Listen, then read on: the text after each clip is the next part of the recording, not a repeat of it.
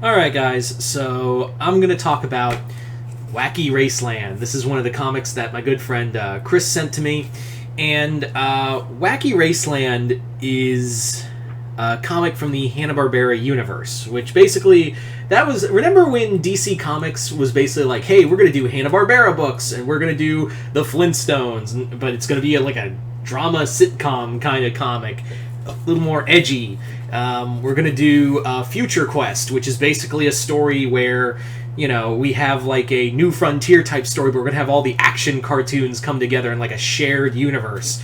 And we're going to do Snagglepuss as a playwright in the 30s. And we're going to do this, a post-apocalyptic version of Wacky Races. Yeah.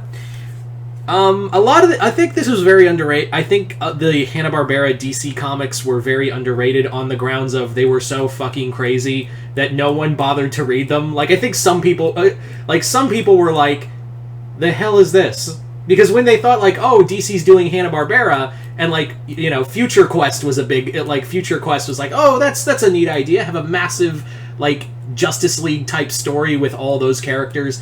And Flintstones I get, but there are others where I'm like, what? You're doing what? And this was one of those books. So let's get into Wacky Raceland. So Wacky Raceland, for lack of a better word, it's just Mad Max with the characters. It's just a Mad Max version of Wacky Races. That's literally all this is just Wacky Races, but Mad Max. Because this came out literally during the time when Fury Road was a big thing. Yeah, literally, I distinctly remembering this comic, and it was during the hype of how big Mad Max Fury Road was. And then this comic came along, and everyone was like, okay.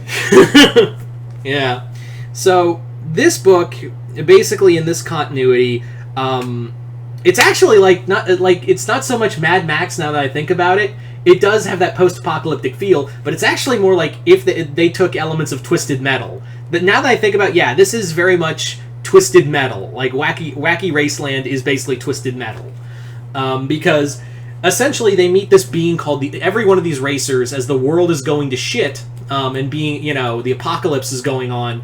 All of these people are brought together by a being only known as the Announcer, and their cars are upgraded to have AI sentience, and the Announcer tells them, alright, you guys are going to win, you guys are going to race, and in doing so, you guys, whoever gets the most wins in my races, gets to go to the world of Utopia, and you guys will have whatever you want. So that's basically the story we're dealing with here. Like, that's all. And that's all. That's basically what we're dealing with in this story. It's basically like I said, it's Twisted Metal. It's basically like Calypso telling the racers, I can grant you this wish if you win these races. That's all. So in here, we have updated versions of all the characters. This is also very violent. This is a very violent comic. If you were like a fan of the classic Wacky Races, yeah, I would say don't get this, because it's not so much like it's raping my childhood. It's not like that. I'm just saying, like, yeah, if you were going into this thinking, oh, this is going to be so cute and fun, I'm going to have so much fun reading this book, yeah, that's not going to happen. That is definitely 100% not going to happen in this book. This is literally like, you are going to be here to watch the madness in 6 issues. That's what you're dealing with here. It's literally just, you are here to watch insanity. And insanity is what you get because they basically throw everything in the kitchen sink in like 6 issues.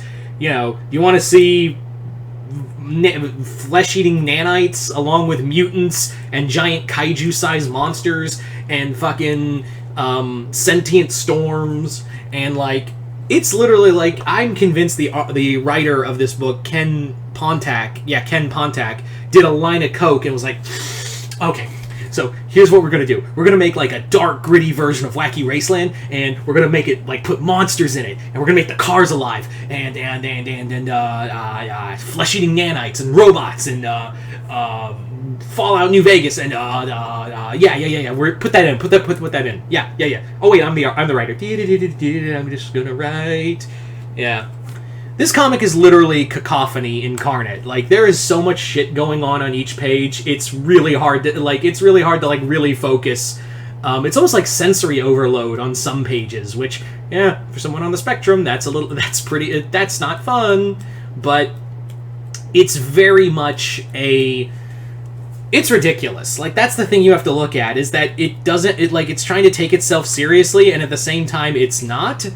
The two characters it focuses most on are Penelope Pitstop and Dick Dastardly, who in here, Penelope Pitstop is a Greek woman who lost her sister and mother and is racing to get them back. Whereas we have Dick Dastardly, who was a former pianist of a rich family, and he basically left his family to die, and is now been promised that they can be resurrected if he wins this race. The other characters in here, there's a lot of changes, but there's not really too much to them. Like, the Gruesome Twosome are just here. Red Baron is a straight up Nazi now. I'm not even joking. Like, they make the Red Baron from the cartoon a straight up neo-Nazi who's also a gambler. We have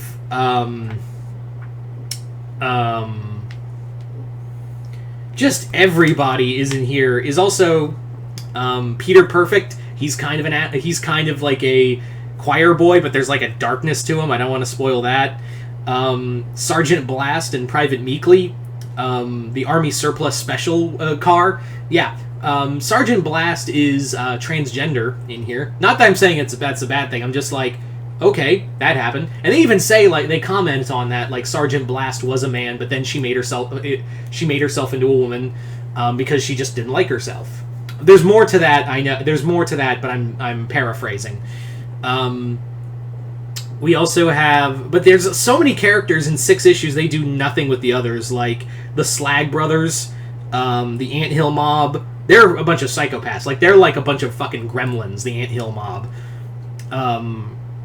Yeah, Rufus Roughcut and Sawtooth, they're just here. But really, this comic is more about, like I said, Dick Dastardly and Penelope Pitstop. And that's what the show really was those were the two characters everyone remembers, was Penelope and Dick.